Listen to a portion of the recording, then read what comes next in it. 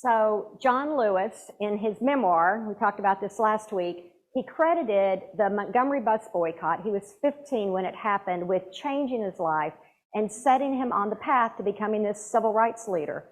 That and taking care of the family's chickens. He was 5 when he was tasked with that job. He was in charge of the 60 chickens, and he said more than any other thing, that job developed in him a sense of passion and compassion and patience and stubbornness and a commitment to civil disobedience and nonviolence. He loved those chickens. He would go out there at 5 or 6 in the morning, and the chicken coop would be completely quiet. They were all asleep. And then he'd open the door, and there'd just be this rush of cackling and clucking. And he didn't immediately let the chickens out in the yard to feed them. Instead, he talked to them quietly, like he would talk to a baby. He would hush them, and he would speak to them. And if you know, he also preached to them, and he baptized them, and the ones who died, he had a funeral for.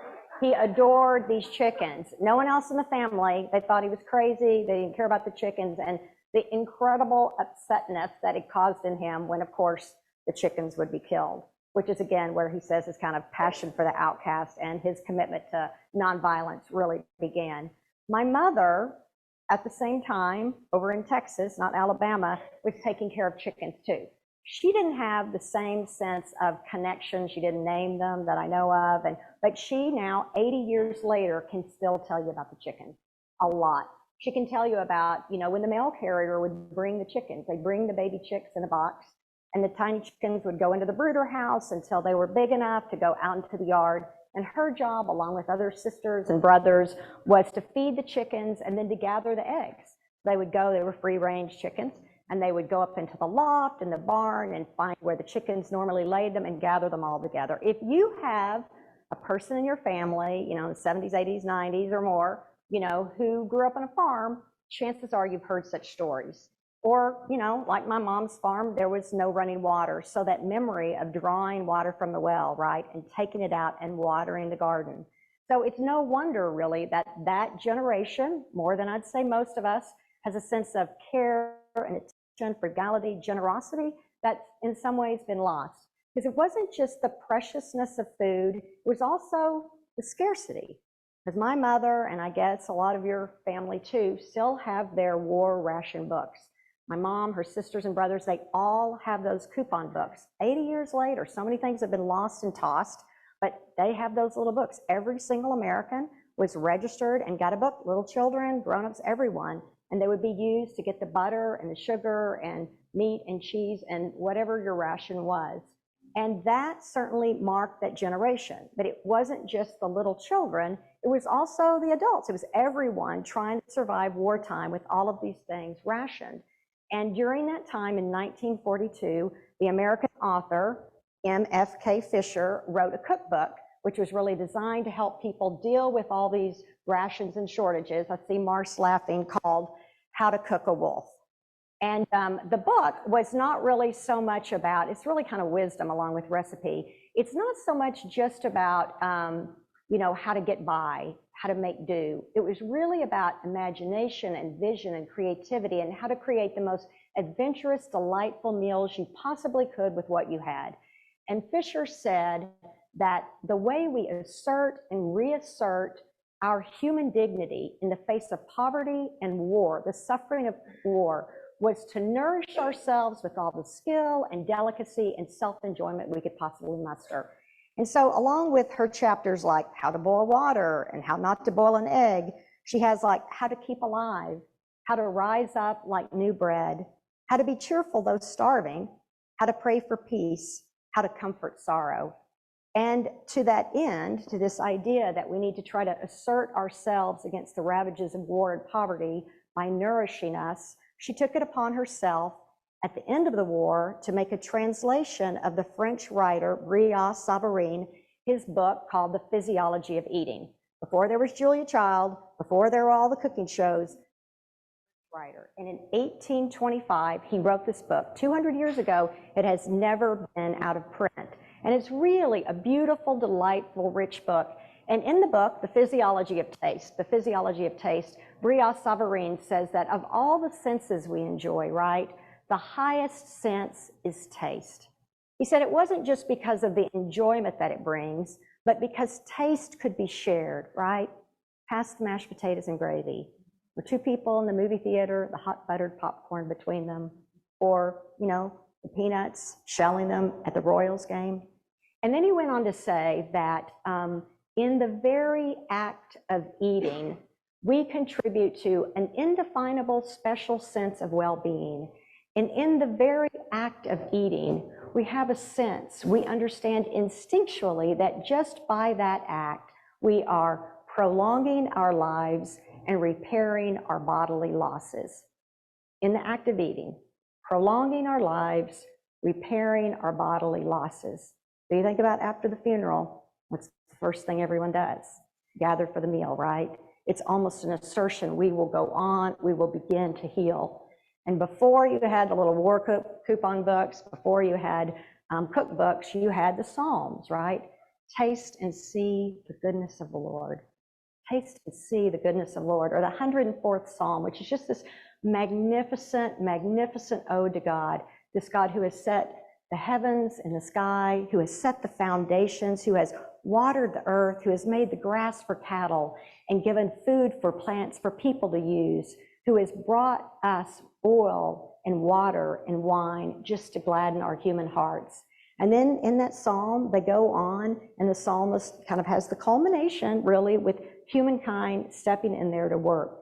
Or in the 65th psalm, like I said before, you have this sense of God the farmer, God who plants the seed and waters and nourishes, and then the wagon tracks just drip with goodness. There's so much bounty and blessing. It's God, God, God, God, the generosity, the gladness, the beauty of God. And there's also in the Psalms, my God, why have you forsaken me, right? There's also the crying out of the miry pit.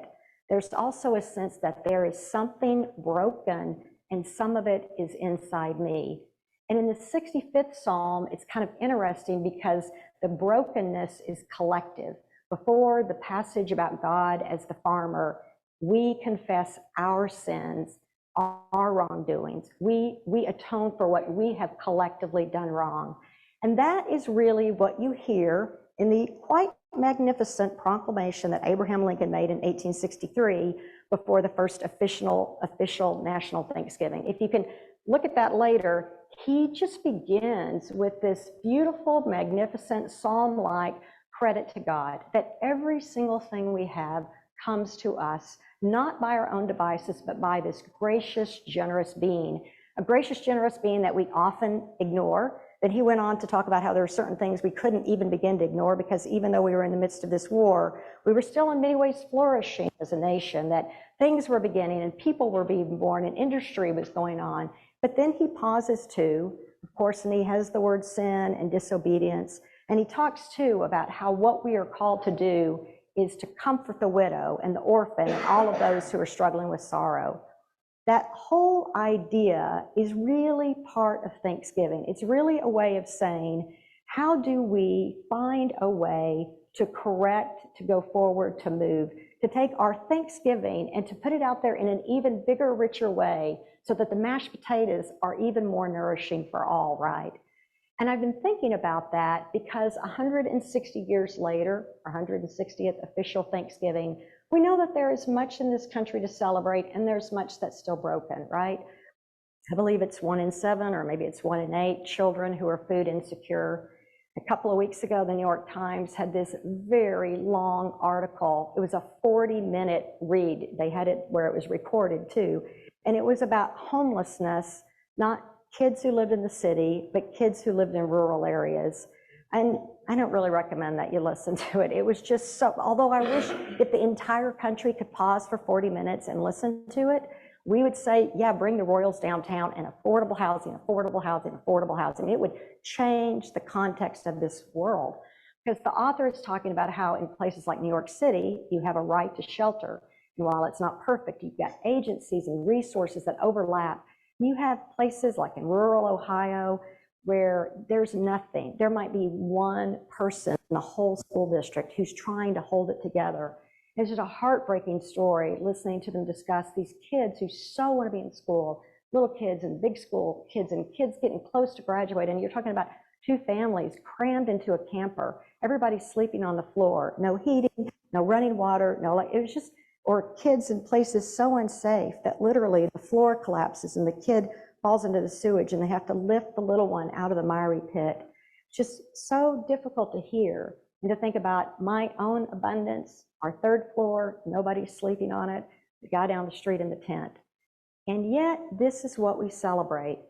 Childhood poverty in this country is at a 50-year low. 50-year low. 50-year low. And there's one reason for that, and that is government programs. And that is taxes. And that is no question about that. It's been exhaustively researched. It's about free lunch program. It's about child SNAP benefits. It's about that child tax credit. We know what works, right? Poverty, coldness, all of that in this country, it's a policy choice. And we, as voters and people, say, you know what? We're not putting up with that anymore. No, we're going to create a different world where every kid can flourish. So there's that simple thing that every person in here, as a taxpayer, is helping hungry kids have something to eat. What a great thing to celebrate. What a great gift. And then beyond that, of course, we have small, simple things that we can do too, right? Like your recurring donation to harvesters. Such a simple thing to do. You have a little kid start off with $2 a month, $5 a month, and then when that comes out of your bank account, every single month you see, reminds you, somebody didn't have enough to eat, I can do something about it, right? But as important as all of that is, what's the most important thing we can do? Show up for one another. Show up for one another. Show up for those people closest to us. Our dad likes granola, make him granola. You can get home to have the afternoon snack, have the afternoon snack. People in this church this week made a meal for somebody, took a meal to somebody. I mean, it's that kind of thing, right? And it's not just that, it's also finding a way to feed people who are struggling even more, right? Finding a way to reach out and to do that. And it's not just food. Food is just a small example. It's actually looking at people, and I know we've all gotten more comfortable in our own cocoons, but we have to get out and get in front of one another and touch one another and be willing to be vulnerable and push ourselves and ask ourselves, how can we come out of this even more connected? Like Tyler at Cherith Brook. So on Monday mornings, Monday evenings at Micah, people show up for food, but not just food. They show up for showers, not just showers. They show up for clothes, not just clothes. They show up for connection. And Tyler, I wish I could explain to you how beautiful this is. If you just saw Tyler walking down the street, you might think Tyler could be coming in for a shower himself. And short, dark glasses. He's there with his barber's chair, set up in the tent with lights and tables and shavers and razors and the most meticulous care. Half an hour, 45 minutes, an hour, a person sitting in the chair who slept under a blanket on the sidewalk, and he's touching them, right, and cleaning them and shaving them. Just this incredible sense, repairing our bodily losses and prolonging our lives. I mean, every single time we eat, every single time we feed someone, every single time we reach out to someone, we are participating in that holy, blessed work. On Thursday, I was working on the sermon, kind of had things going, kind of like, I need an ending. That's always the thing. You know, I'm trying not to go with the real big thing. Doesn't always have to be John Prine and John Lewis. And then I needed to leave to go over to the Gordon Parks Elementary on 37th in Wyoming, where I have my little lead to read time. And I know those of you who are teachers, you know, you see, you know, the difficulty of it, the people who get to drop in there.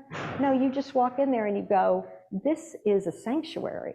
It's a beautiful old school. And all the energy and care and all the teachers and all the people in there giving of themselves, making far less than could in so many other things. And the children so eager, so excited. My little guy, James, he is a really good reader and he's very delightful. And he always has got something to tell me, something he's excited about. This week, it was that the very next day, they were going to have a Thanksgiving meal. And his dad was going to bring the ham, and his dad was going to bring the green beans with all the fixings in it, and mashed potatoes. He told me all about that, and then he told me about how his dad got him a basketball. And then he told me the very best thing that school was going to get, I kid you not, chickens. They were building a chicken coop with 50 chickens. I'm sitting there thinking, did you say chickens? He's like, chickens, yeah, he's so excited. He's telling me about it. He's showing me pictures of the chicken coop. They're all designed in it. I'm just looking at this little kid who could be John Lewis thinking, let me tell you what a chicken can do for a person, right? I mean, you never know, right? Like right down the street, because somebody cares, right? Because somebody is giving of themselves, because somebody's doing something creative and adventurous. I mean, who knows how those kids will be changed, right? For the rest of their life. They might be more caring, more generous, more confident, right? They might decide to go out and lead a movement of change, because as a little kid, somebody taught them that they could care for a chicken. So on this Thanksgiving, right, with the barbers and the teachers and the friends and the singers and the parents and the lovers and all of it, may we keep finding ways to reach deep and reach out to assert our dignity in the face of poverty and want and all of it, that we may prolong life and repair our bodily losses. Amen.